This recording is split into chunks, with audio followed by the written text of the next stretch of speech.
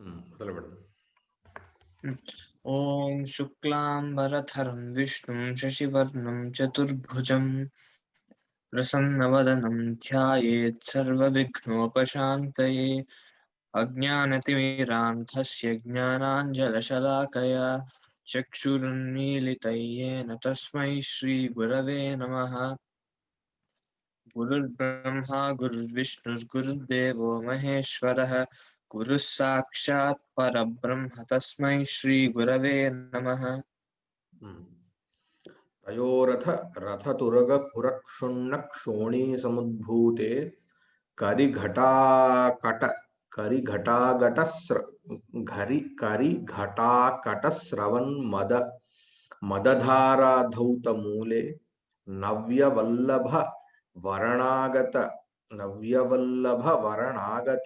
ఆగత దివ్య కన్యా జన జవనికా పట మండపే ఇవ వియత్తల వ్యాకులే ధూళీపటలే దివిషదధ్వని ధిక్ృతాన్యధ్వని పటహధ్వాన బధిరితాశేష దిగంతరాలం శస్త్రాశస్త్రి హస్తాహస్తి పరస్పరాభిహత సైన్యం జన్యమజనీ.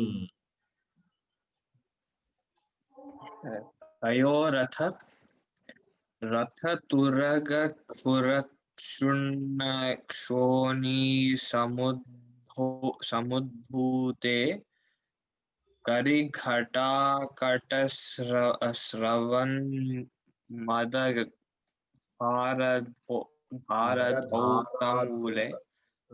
ధారాధౌతమూలే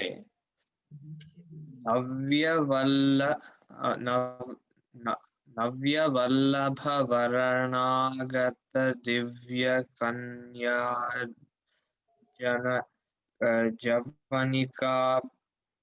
జవనికా పట మండప ఇవ మండపే అని మనం అంటే విడిగా చెప్తాం. మండపే ఇవ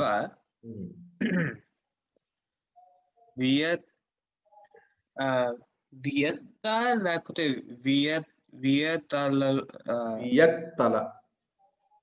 ఓకే, అది సరిగా కనపడలేదు ఆ గీత. వియత్తల వ్యాకులే ధూళీపటలే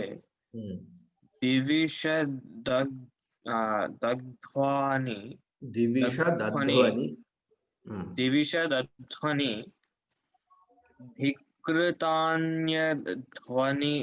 పటహధ్వాన బధిరితాశేష దిగంతరాలం శస్త్రాశస్త్రి హస్తాహస్తి పరస్పరాభిహత సైన్యం జన్యమజని. చదువుతున్నప్పుడు నీకేమైనా కొంచెం అర్థమైనట్టు అనిపిస్తుంది?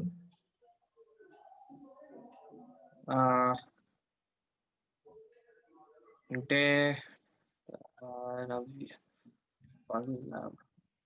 అంటే జస్ట్ అంటే ప్రోగ్రెస్ ఎలా ఉంది అనే దానికోసం నన్ను అడుగుతున్నాను అంతే. అంటే కొన్ని సిమిలారిటీస్ కనపడతాయి. అంటే విభక్తుల్లో.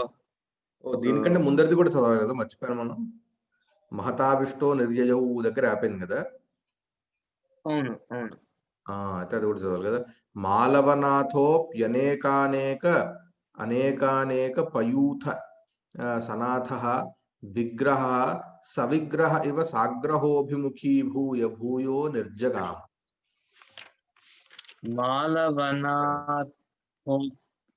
మాలవనాథోప్యనేకానేక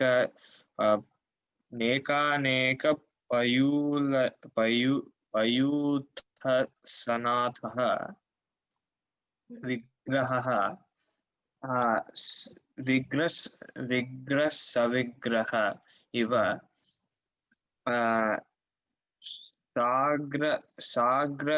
సాగ్రహేభిముఖీ సాగ్రహోభిము సాగ్రహోభిముఖీభూయ భూయః నిర్జగామ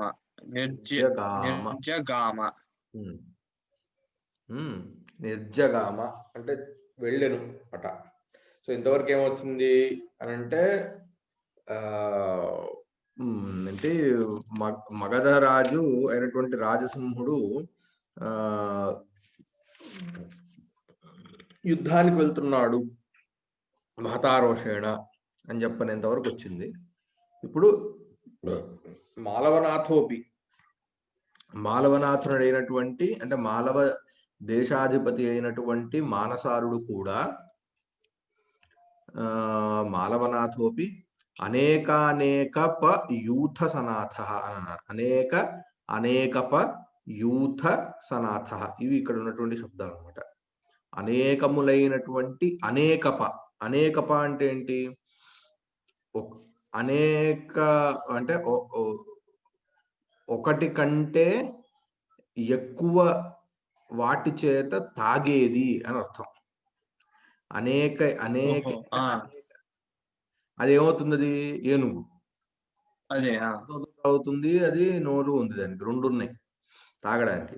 కాబట్టి అనేకపహ అంటే ఏంటి అని అంటే ఏనుగులు అనమాట. అనేకములైనటువంటి అనేకప ఏనుగుల యొక్క యూథ అంటే సమూహము. యూథము అంటే సమూహము. సమూహము చేత సనాథ కూడి ఉన్నటువంటి వాడై విగ్రహ సవిగ్రహ ఇవ. విగ్రహము అంటే ఇక్కడ ప్రకృతంలో కాంటెక్స్ట్ లో విగ్రహము అని అంటే యుద్ధము. అంటే సంధి విగ్రహము అని రెండు ఉంటాయి రాజనీతిలో. అంటే సంధి అంటే ఏంటి? ఒక అగ్రిమెంట్ అనమాట. సీజ్ ఫైర్ లాంటిది. సీజ్ ఫైర్ అగ్రిమెంట్ అంటారు సార్. అంటే ఏంటి? యు డోంట్ అంటే కంటెస్ట్ చేయవు వాడిని, ఎదుటి వాడిని నువ్వు ఛాలెంజ్ చెయ్యవు. సో ఒక అండర్స్టాండింగ్ కి రావటం సంధి. విగ్రహము అంటే దానికి విపరీతం అనమాట. కలహము అని అర్థం, కొట్టుకోవడం. విగ్రహ సవిగ్రహ ఇవ. కలహమే విగ్రహము విగ్రహధారి అంటే సవిగ్రహము అంటే శరీరము కలిగిన వాణి వలె. ఇప్పుడు ఆయన దేనికోసం వస్తున్నాడు? యుద్ధం చేయడానికి వస్తున్నాడు. ఆయన ఎలా ఉన్నట్ట? ఈ అంటే ఇప్పుడు ఎలాగైతే ఇప్పుడు దీన్ని మెటఫర్ అంటాం మామూలుగా. రామో విగ్రహవాన్ ధర్మ అని అంటాం చూసావా? రామ విగ్రహవాన్ ధర్మ అంటే ఏంటి? మూర్తి భవించినటువంటి ధర్మము. అంటే ఒక ధర్మము గనక శరీరం కలిగి ఉంటే ఆయన రాముడే అవుతాడు అని అంటాం కదా. ఎలాగైతే అలాగే ఇక్కడ విగ్రహ సవిగ్రహ ఇవ. ఒకవేళ ఈ విగ్రహం అంటే ఈ కలహమే శరీరము ధరించినట్లయితే ఎలాగైతే ఉంటుందో అలాగా. అంటే సో విగ్రహ సవిగ్రహ ఇవ. శరీరము ధరించిన వాని వలె సాగ్రహోభిముఖీభూయ. సాగ్రహ అభిముఖీభూయ అంటే కోపముతో అంటే రోషముతో అభిముఖీభూయ అభిముఖముగా వెళ్ళి భూయో నిర్జగామ అంటే మళ్ళీ వెళ్తున్నాడు అని అంటే ఏంటి? ఆ ఇద్దరి మధ్యలో ఇప్పుడు ఆయన వచ్చాడు కదా, ఆయన ఎదురుస్తున్నాడు కాబట్టి ఈయన కూడా ఎదురు వెళ్తున్నాడు అనమాట. నేను రోషంతో నువ్వేనా, నేను కూడా యుద్ధం చేస్తాను అనే దీనిలో వాళ్ళిద్దరికీ అదేదో లార్డ్ ఆఫ్ ది రింగ్స్ సినిమాలో చూపించినట్టు అది నువ్వు ఇక్కడ ఊహించుకోవచ్చు అనమాట. సో ఇక్కడ ఇక్కడ ఏమున్నాయి? నిర్జగామ ఒకటి, జగామ జగ్మతు జగ్ముహు ఇది తెలిసే ఉంటుంది. గముల్ ధాతువుది లిట్ విన్నావా? లిట్ విన్నావుగా. అక్కడ నిర్ అనేది ఉపసర్గ. తర్వాత అనేకానేకప యూథ సనాథ అనేది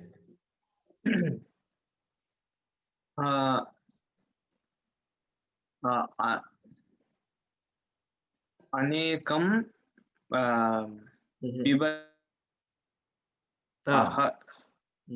అనేకప అనేది మనం ఒక శబ్దంగా తీసుకోవచ్చు. పర్వాలేదు. అనేకాః అనేకపః అనేకపాః అనేక అనేకానేకపః అనేకాహ అనేకపాహ బహువచనం అనేక అని ఉంది కాబట్టి దాంతోనే మనకి అక్కడ బహువచనం తెలుస్తుంది కదా.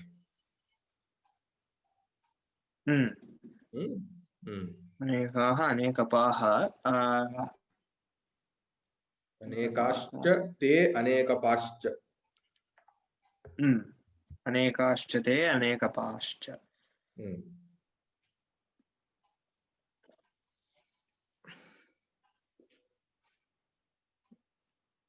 యూత్ శబ్దం నపుంసకలింగం. యూత్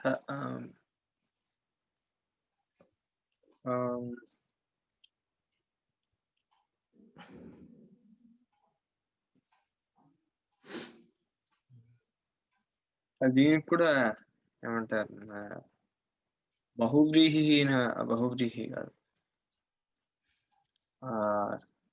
ఏనుగులు వరకు వచ్చింది. యూథము అంటే ఏంటి? సమూహం అని చెప్పారు. అవును. సో తేషాం యూథః యూథం తేషాం యూథం.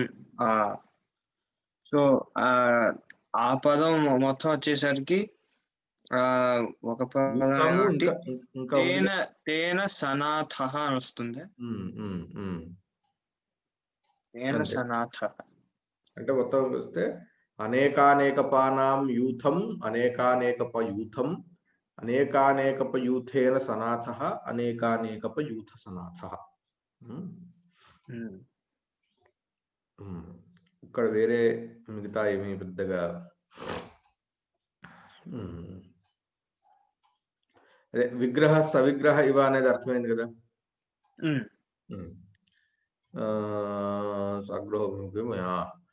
తయోరథ రథతురగ. అథ అంటే ఆ తరువాత, అంటే ఒకళ్ళొకళ్ళు ఇప్పుడు ఒకళ్ళకి అభిముఖంగా ఒకళ్ళు వచ్చిన తరువాత తయోహో ఆ మానసారుడికి రాజసింహుడికి మధ్యలో రథతురగ ఖురక్షుణ్ణ క్షోణి సముద్భూతే. ఈ సప్తమి అంతా కూడా ఎక్కడికి? ధూళీపటలే అనే దానికి ఇవన్నీ విశేషణాలు. పైన ధూళీపటలే అన్నది దానికి ఇవన్నీ విశేషణాలు. కాబట్టి రథ తురగ తురగ ఖుర క్షుణ్ణ క్షోణి సముద్భూతే అంటే రథముల చేత తురగ ఖుర. తురగము అంటే ఏంటి? అశ్వము, గుర్రములు. తురగముల యొక్క ఖురము అంటే ఏంటి? ఆ ఖురము అంటే ఈ గుర్రాల కాళ్ళకి ఏమంటారు? దాని హూప్ అంటారా? అంతేనా? దాన్ని ఖురము అంటారు. అంటే అశ్వముల యొక్క ఖురము, ఆ గిట్టలు అని చెప్పచ్చు మామూలుగా తెలుగులో అయితే. అశ్వముల యొక్క గిట్టల చేత, అంటే రథముల చేత అశ్వముల యొక్క గిట్టల చేత క్షుణ్ణము. క్షుణ్ణము అని అంటే ఇక్కడ దాని ఏమంటారు? చూర్ణమైనటువంటి అంటే ఏంటి? అక్కడ చూర్ణమైంది మట్టి అంతా కూడా. క్షుణ్ణమైనటువంటి చూర్ణమైనటువంటి క్షోణి. క్షోణి అంటే పృథివీ. భూమి యందు సముద్భూతే పుట్టినటువంటిది. అలాగే కరి ఘటాకట. కరి అంటే ఏంటి? ఏనుగు. కరి ఘట అంటే ఏనుగుల యొక్క సమూహం. ఈ ఘట శబ్దము ఏంటిది? ఎలాగైతే ఇప్పుడు ఇలా ఉంటుంది చూసావా, ఈ హర్డ్ అనేది నాకు అది పూర్తిగా సరిగ్గా గుర్తు రావట్లేదు. అంటే ఈ group of sheep is called as heard అనో, గ్రూప్ ఆఫ్ మెన్ అంటే ఇప్పుడు మనుషుల గ్రూప్ ని హర్డ్ అనలేం కదా. అలా ఏవో కొన్ని ఉన్నాయి చూడు. కొన్ని పదాలు కొన్ని స్పీసీస్ యొక్క సమూహాలకే ఎట్లాగైతే ఉన్నాయో, ఈ ఘట అనే ఒక శబ్దం ఏదైతే ఉన్నదో అది ఏనుగుల యొక్క సమూహానికి మాత్రమే యూజ్ చేసేది. కరిణాం ఘటనా ఘట అని చెప్పారు అమరకోశం అన్నమాట. కరిణాం ఘటనా ఘట. కాబట్టి కరి ఘట అనే ఉంటుంది. ఈ ఘట అనే శబ్దము సమూహం అనే అర్థంలో ఉన్న ఏనుగుల యొక్క సమూహం అనే అర్థంలోనే దీన్ని ప్రయోగించాం అన్నమాట. కరిఘట అంటే ఏనుగుల యొక్క సమూహము, ఏనుగుల యొక్క సమూహము సమూహముల యందు అంటే వాళ్ళ యొక్క అంటే ఏంటి, ఏనుగుల యొక్క అని చెప్పాలి. చాలా ఏనుగులు ఉన్నాయి కాబట్టి ఏనుగుల సమూహము యొక్క కటము అంటే ఇక్కడ గండస్థలము అని అంటాం. ఏనుగుల పైన అన్నమాట. ఎక్కడైతే అంకుశం పొడుస్తారో ఏనుగులకి అది గండస్థలము అని అంటారు. దాన్ని కటము అని అంటారు. గండస్థలమున యందు స్రవించుచున్నటువంటి మదధార, మదము ఉంటుంది అని అంటారు ఏనుగుకి. మదము ఆ మదం అనేది వాళ్ళ ఏనుగులకి ఆ గండస్థానం అనేది ఉంటుంది అన్నమాట. అది మనం కిరాతార్జునీయంలో కూడా వచ్చింది కదా మదం. వాళ్ళ బయట వాళ్ళ ప్యాలెస్ బయట అట్లా స్రవిస్తూ ఉంటుందని వచ్చింది కదా, అదే. సో అదే ఇక్కడ అన్నమాట. ఆ మదము స్రవించుచున్నటువంటి మదధార, మదధారల చేత ధౌతమైనటువంటి, ధౌతం అంటే కడగబడినటువంటి మూలము కలిగినటువంటి నవ్య వల్లభ వరణాగత దివ్య కన్యాజన జవనికాపట మండపే ఇవ. నవ్య వల్లభ అంటే, నవ్య అంటే కొత్త, వల్లభ అంటే ఏంటది దాని ఎలా చెప్పాలి, వరుడు అని చెప్పచ్చు అనమాట. కొత్త పెళ్లి కొడుకు అని అనుకో, నవ్య వల్లభ. అంటే కొత్త పెళ్లి కొడుకుల యొక్క వరణం అంటే వాళ్ళని ఎంచుకోవటం.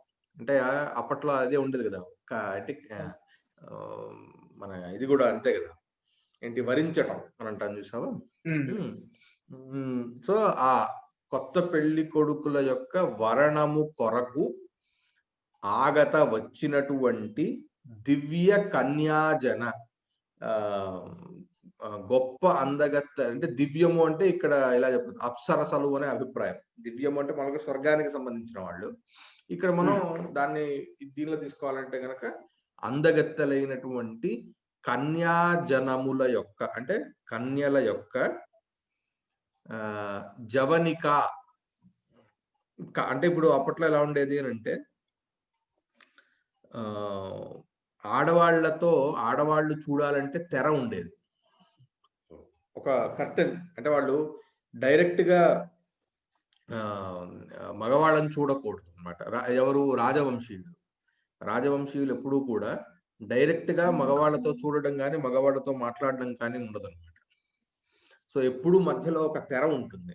సో వీళ్ళు మరి రాజకుమారుని చూడాలి అంటే మధ్యలో ఏంటి, ఒక తెల్లటి తెర ఉంటుంది అనమాట, సన్నగా ఉంటుంది ఆ తెర. So which is partially transparent. అంటే అటువైపు నుంచి ఇటు ఆడవాళ్ళని చూడలేరు, కానీ ఇటు నుంచి అటు పక్కన వాళ్ళు కనిపిస్తారు. వన్ సైడెడ్ మిర్రర్ లాంటివి ఉంటాయి కదా అలా. అంటే బయట వాళ్ళకి ఇంట్లో ఏం కనిపించదు, కానీ ఇంట్లో వాళ్ళకి బయట కనిపించే మిర్రర్స్ ఇప్పుడు వచ్చే చూడు. సో ఆ టైప్ లో ఒక కర్టెన్ ఉంటుంది, దాన్ని జవనిక అని అంటారు, తిరస్కారిణి అని అంటారు అనమాట.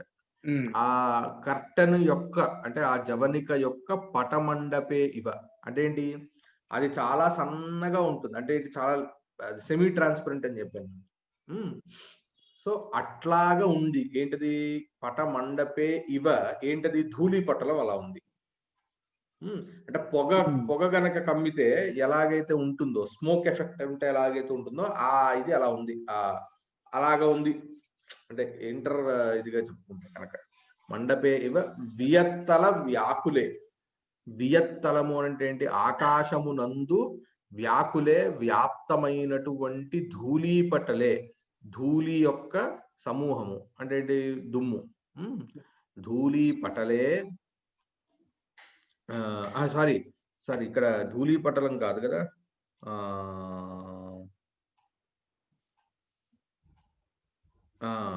ధూళీపటలము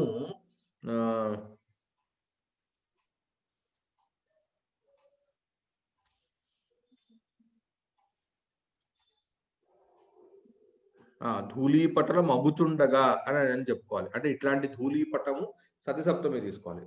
ధూళీపటలే సతి దివిషదధ్వని. దివిషత్ అంటే ఏంటి? పదం ఇప్పుడు వినే ఉంటుంది. దివి అంటే స్వర్గం. కొంచెం నీ మెమొరీని కొంచెం ఇచ్చేయాలి. అమరకోశం.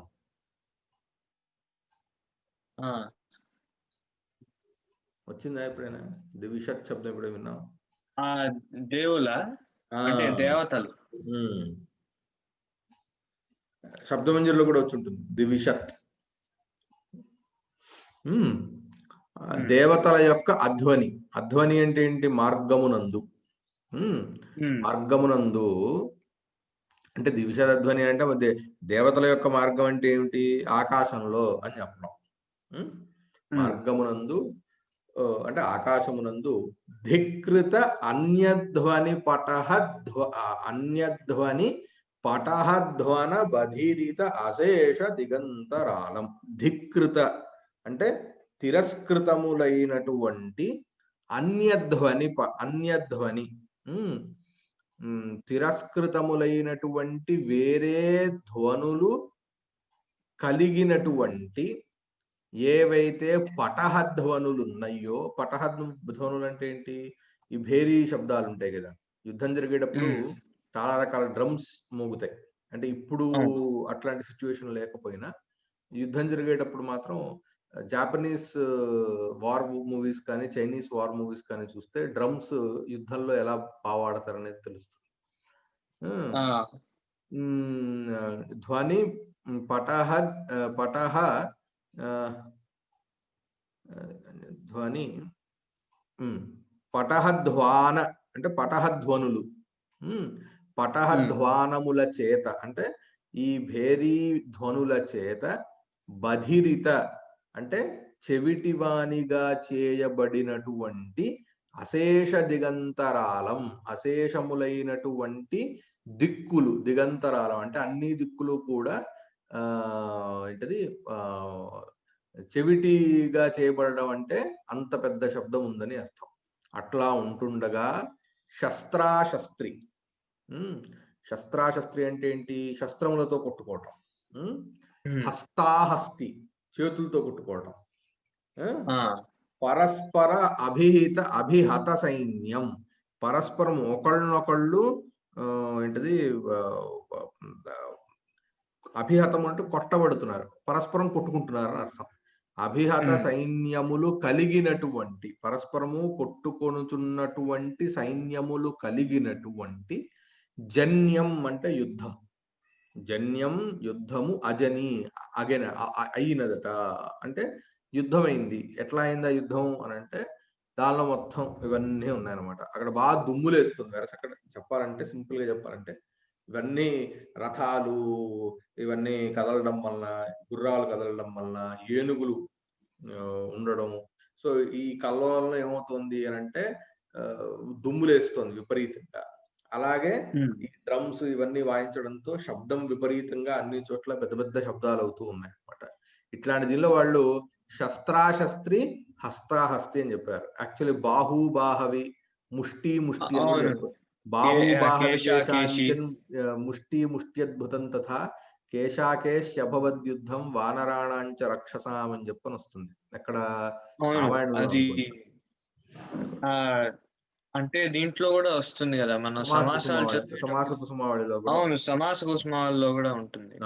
సమాస కుసుమావళిలోని శ్లోకం రామాయణం కాదు.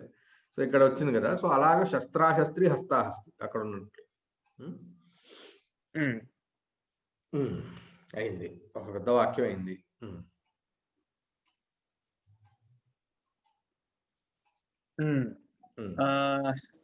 రథ తురగ ఖుర సో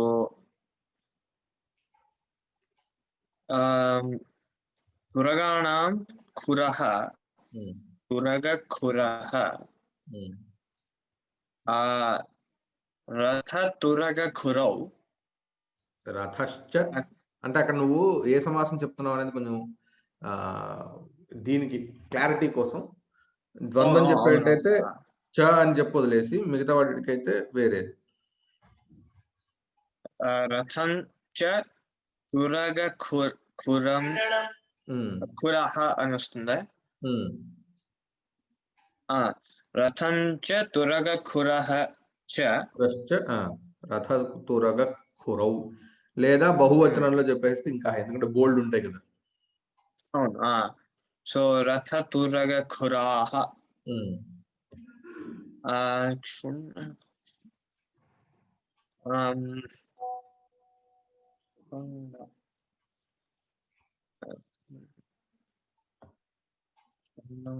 ఉన్నాయి.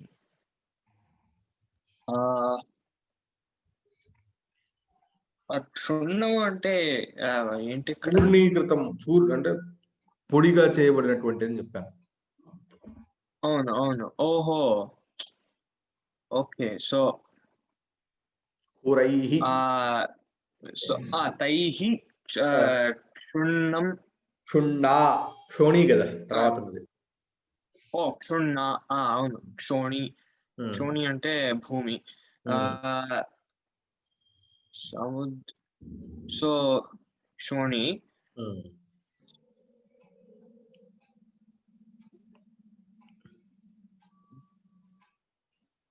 సో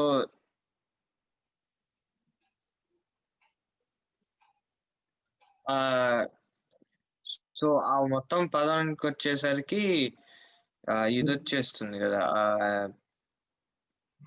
సముద్భూతే క్షోణ్యాం వస్తుందా? సముద్భూతం అంటే ఉత్పన్నం, పుట్టినటువంటిది.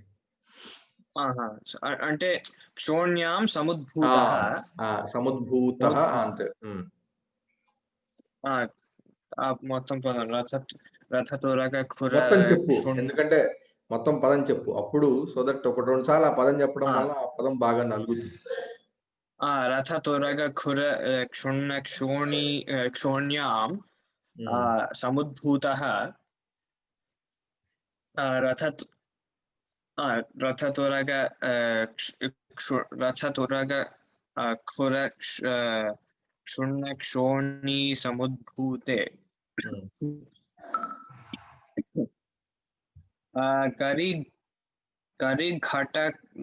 కరిఘటాకట శ్రవణ్ మదధారణ మదధారాధౌతమూలే. మదధారాధౌతమూలే. సో ఇక్కడ పరిణాం ఘటః, పరిఘటః, అది స్త్రీలింగం. ఓకే. సో కరీణాం ఘట, కరిఘట,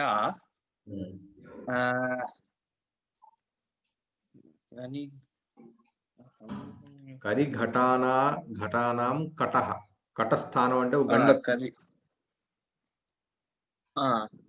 సో ఘటాయాః కటః, కరిఘట కటః. చాలా ఉన్నాయి కదా ఘట. అవును. సో కరిఘటానాం అని వచ్చేస్తున్నా, కరిఘటానాం కటః, కటాః. సో తతః అంటే ఏంటి? ఏ విభక్తి? తతః అంటే పంచమి వస్తుంది. అంటే ఇప్పుడు ఇక్కడ ఎలా చెప్పాలి? ఇప్పుడు కరిఘటానాం కటేభ్యః. ఓహో, అవును, బహువచనం కదా. అవును. కటేభ్యః, కరిఘటా కటేభ్యః స్రవతీతి స్రవత్. కాబట్టి కరిఘటా కటేభ్య స్రవతి, స్రవత్, కరిఘటా స్రవత్. స్రవచ్చ తత్ మదంచ. స్రవత్ తత్ మదంచ. సో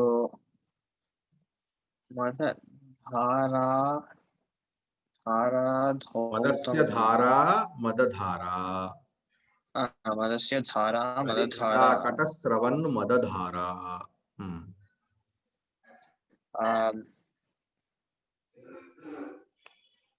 ధౌతమూలః. ధౌతము అంటే కడగబడినటువంటి అని చెప్పాం, ప్రక్షాళనము అవును చేయబడినటువంటి. సో కరిఘటాకట శ్రవణ్ శ్రవణ్ మద మదధారా మదధారయా ధౌతం కరిఘటకట శ్రవణ్ మదధారా ఘౌతం.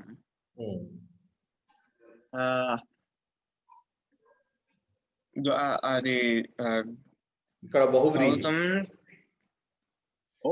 అవును. సో మూలం కరి మూలం. సో కరిఘటాకట శ్రవణ్ మదధారా ఘౌతం మూలం యస్య సహ. ఇదంతా ధూళిపటలానికి.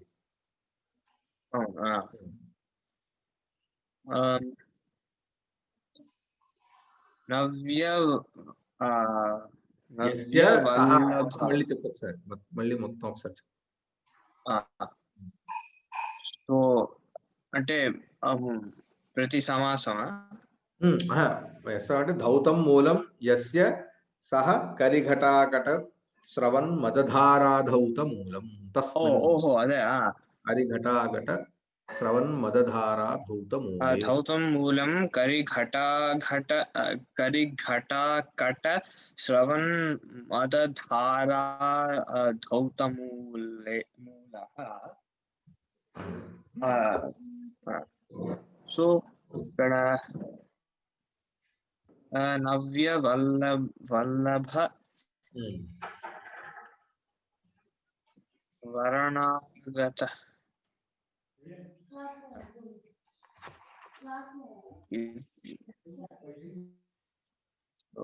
దీనికి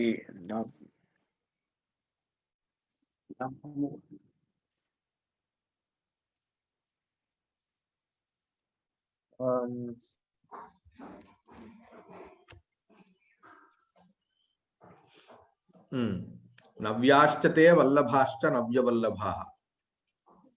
వల్లభులు అంటే పెళ్లి కొడుకులు. నవ్యాశ్చతే వల్లభాః నవ్యవల్లభాః.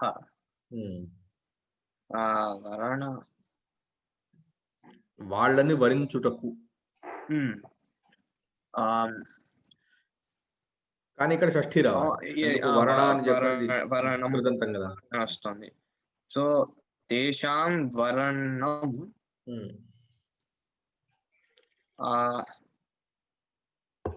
సో ఇక్కడ ఆగత నవ్యవల్లభ వరణం అని వస్తుందా?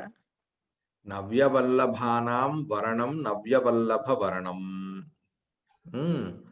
వాళ్ళని వాళ్ళ యొక్క వరణము కొరకు వచ్చినటువంటి. ఓహో. సో దానికి ఇది వచ్చేస్తుంది చతుర్థి. ఇక్కడ నవ్య వల్లభ వరణాయ వల్లభ వరణాయ వరణాయ ఆగతాః దివ్యాః కన్యాః. దివ్యాశ్చ తాః కన్యాశ్చ దివ్యకన్యాః నవ్యవల్లభ గతాః దివ్యకన్యాః. నవ్యవల్లభ వరణాగత దివ్యకన్యాః జన. అదే వాళ్ళ యొక్క జనము. తాదృశ దివ్యకన్యానాం జనః అంటే వాళ్ళ యొక్క సమూహం. తేషాం జవనికా పటం. పటము అంటే బట్ట. అంటే జవనికాయాः తరాని జవనికాయాः పటः జవనికాపటः తాదృశ కన్యాజనానాం జవనికాపటः అని చెప్పాలి. మళ్ళీ షష్ఠి పటస్య మండపం.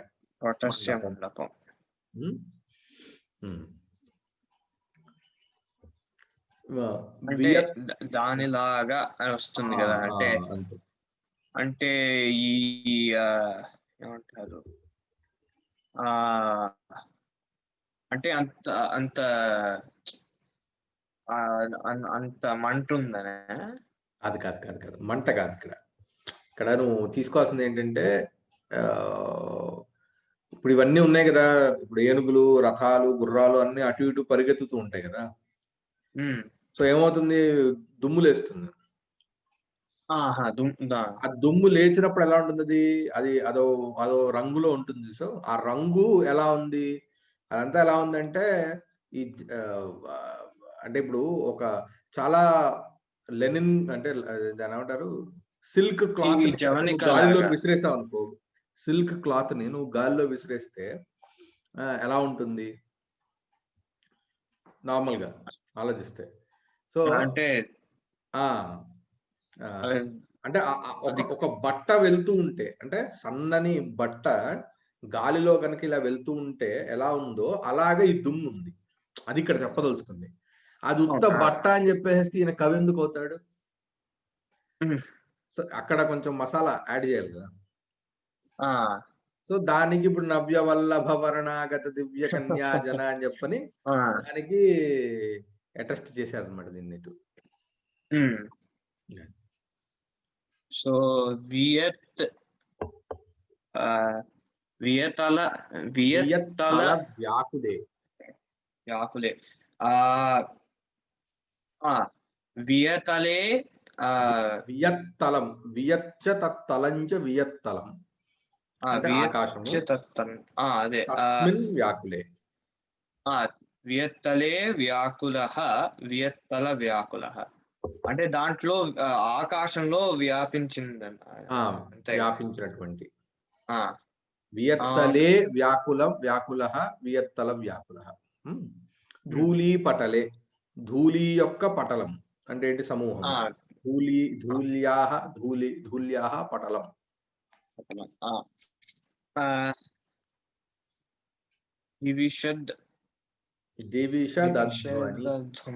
దివిషదధ్వని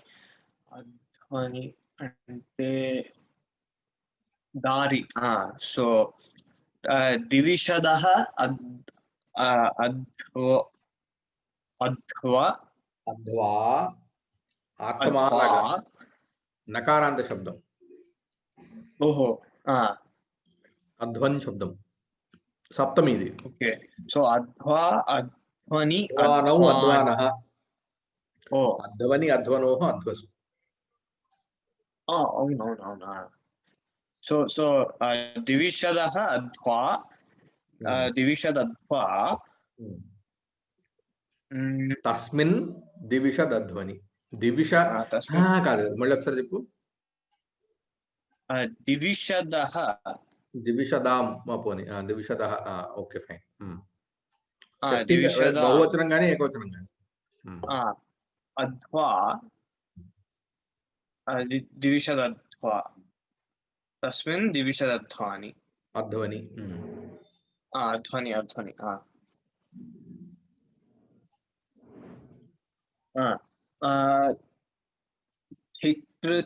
ధిక్ృతాన్యధ్వని. ఓహో, ఇదా. సో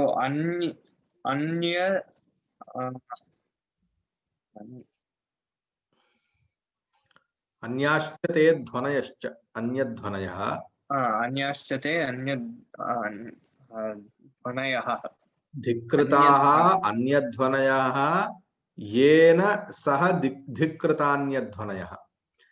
తిరస్కరింపబడినటువంటి వేరే ధ్వనులు కలిగినటువంటిదేంటి, పటహధ్వానము. పటహధ్వానం.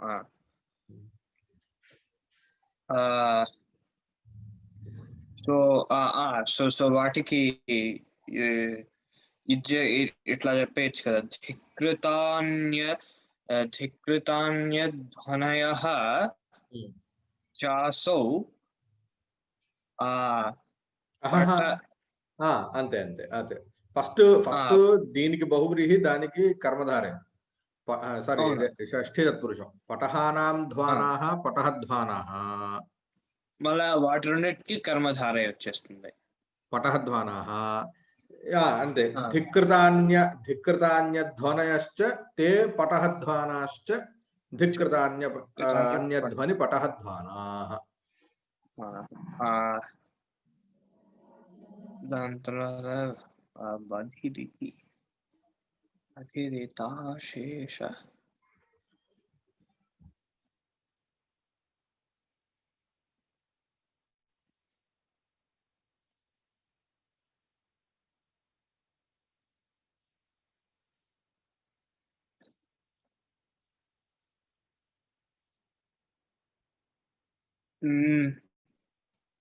సో ఇప్పుడు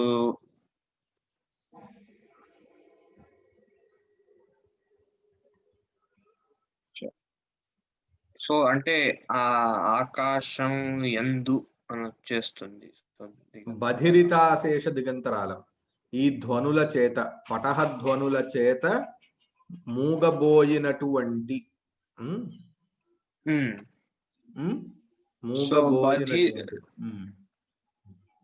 బధిరితాశేష అంటే బధిరితం అశేషం దిగంతరాలం. బధిరితం అసౌ ఏన తస్మిన్. ఏన తస్మిన్ అంటే ఇది అంతరాల శబ్దము అవ్యయం కాబట్టి ఇక్కడ దివిషద్ అధ్వని అనే దానికే ఇది కూడా వస్తుంది అనమాట.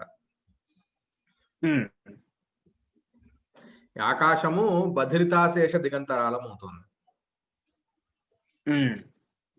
సో బధిరితాశేషః దిగంతరాలం, బధిరితాశేషం దిగంతరాలం ఏన సహ. బధిరితాశేష దిగంతరాలం శస్త్రైశ్చ ప్రహృత్య ఇదం యుద్ధం ప్రవృత్తం. అక్కడ ఉంది కదా, బాహుభిర్బాహుభిశ్చ ప్రహృత్య ఇదం యుద్ధం ప్రవృత్తం లాగా ఇక్కడ కూడా. అది మళ్ళీ ఇంకోసారి చెప్తారా? ఏది? శస్త్రైశ్చ ప్రహృత్య ఇదం యుద్ధం ప్రవృత్తం. సో అట్లాగైతే హస్తైశ్చ ప్రహృత్య ఇదం యుద్ధం ప్రవృత్తం అనైనా అనడం కంటే హస్తాభ్యాం అనడం కొంచెం దగ్గరగా చెప్పినట్టు. రెండే కదా. హస్తాభ్యాం చ ప్రహృత్య ఇదం యుద్ధం ప్రవృత్తం.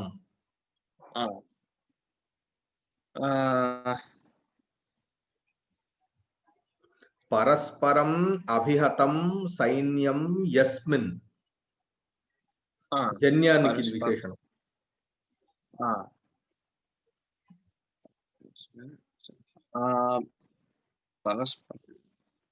అర్థమైంది. సారీ, వెనకాలైతే ధికృతాన్య ధ్వని పటహధ్వాన అని ఉంది కదా. ఈ అశేష దిగంతరాలం ఏమిటి అంటే జన్యం. అంటే దిషద్ధ్వని అన్నాను, దివిషద్ధ్వని కాదు. ఎందుకంటే దిగంతరాల శబ్దం వచ్చినా బహువ్రీహి చేస్తే సప్తమి రావాలి, దానికి విశేషణం అయితే. ఇక్కడ ప్రథమలోనే ఉంది కాబట్టి యుద్ధానికి ఇది విశేషణం. జన్యం అనే పదానికి దిగంతరాలం జన్యం. పరస్పరాభిహత సైన్యం జన్యం అజని. ఓకే, అర్థమైంది. ఓకే, సో ఇక్కడ ఆపుదామా? అట్లా కొంచెం తర్వాత చూస్తున్నావుగా అన్ని? తర్వాత చూసుకుంటున్నా.